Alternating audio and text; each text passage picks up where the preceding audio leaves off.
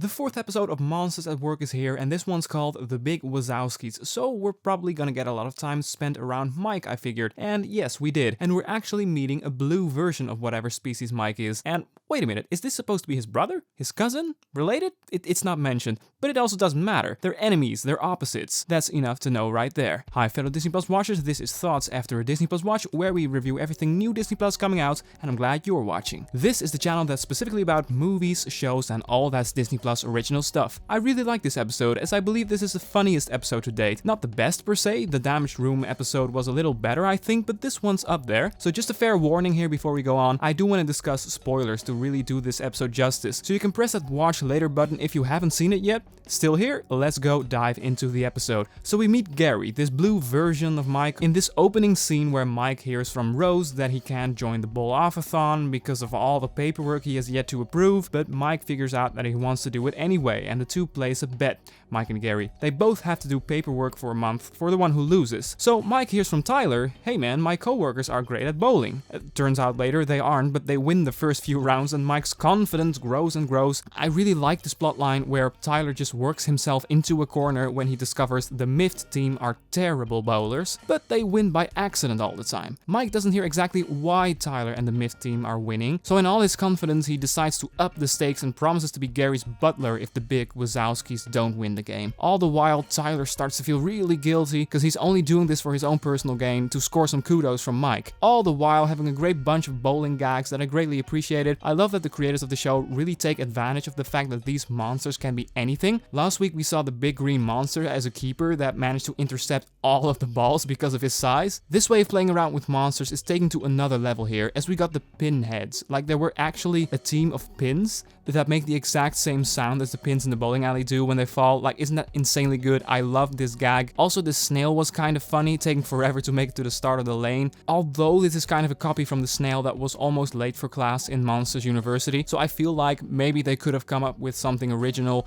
as it struck me immediately I've seen this in the Monsters University movie. In general, there's a lot of good humor throughout that mostly is about bowling. But also the did you forget the first rule of Fright Club is brilliant and is so fitting for this environment where scaring the kids is not allowed anymore, so that a secret club is forming where a bunch of monsters are practicing their scaring. This is so relatable. I mean, it's still in these monsters' nature to be scarers, so the idea that a group like this would come to fruition really makes sense. So the plot of the episode takes an interesting turn when Tylor gets seduced into this deal Duncan has set up for him, where he gets new players, actually good bowling players, and the only thing Duncan wants is a legally binding agreement that Tylor never will be Fritz'S replacement. I believe this will come back into play later into the show in a consequential way. It's really good setup for a plotline where Tylor is finally ready to take the position, feeling good about being a mifter, and then oh snap, you remember the contract? But in the episode right now, that didn't play out. So Tylor sends them away, like, go do your thing, go have lunch. But when the game finally starts and Tylor is instructing his new players, boom, there they are. They probably thought Tylor was acting a bit suspicious, so they came to check on the bowling court.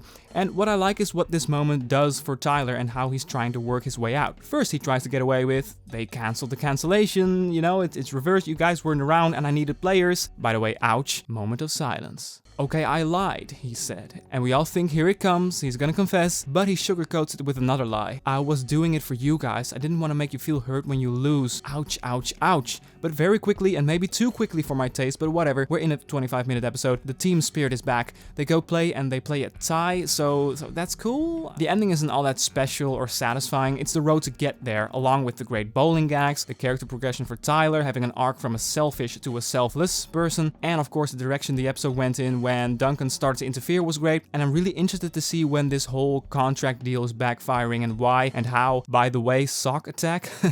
Something interesting too, by the way, you may have missed because it was so quickly mentioned, is Fritz'S criminal past. When you're part of a team, regardless of what they do, you stand up for them, unless it's illegal because that would make you an accomplice of crime. I had to learn that the hard way. Those are his words, and I can't help but wonder, will that be explored? Because that can make the character a little more interesting, because right now, he's the most annoying one in my opinion. Overall, solid episode. The funny funniest episode to date. Mike and Gary ending in that restaurant, sharing that coupon was of course the best end stinger to add. I don't have much negative to say actually. Yes, it's as simple as 25-minute episodes get, but it delivers all the ingredients in a good way, I think. I'm thinking about wrapping this up. Thank you so much for watching. I'm curious, what did you think of this episode? Be sure to let me know in the comment section. Don't forget, if you enjoyed the idea of discussing Disney Plus content with us, that red button looks familiar, right? And if you're interested in thoughts on previous episodes, it's all in the description, or you can browse the channel page. I'll be back this Friday with the Bad Batch and the Mysterious Benedict Society, and don't forget to check my thoughts on the first episode of Turner and Hooch. Did you like this video? Then be sure to consider giving that a click. Thanks. For now, have a wonderful day and see ya.